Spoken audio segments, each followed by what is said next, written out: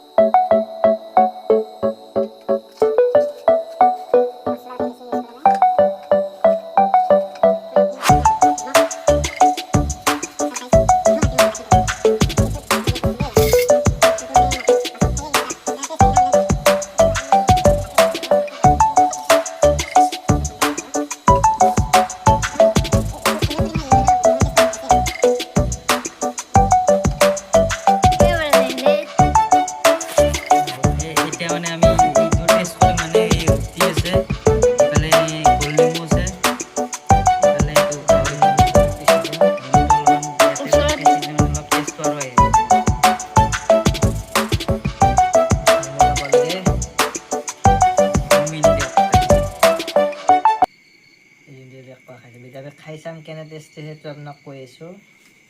এতিয়া আমি খাম লাহেকৈ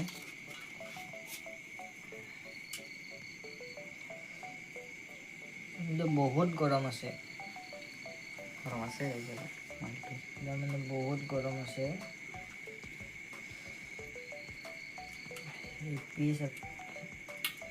পিচটো চাওঁ কিমান টেষ্টি হয় কেনেকুৱা হৈছে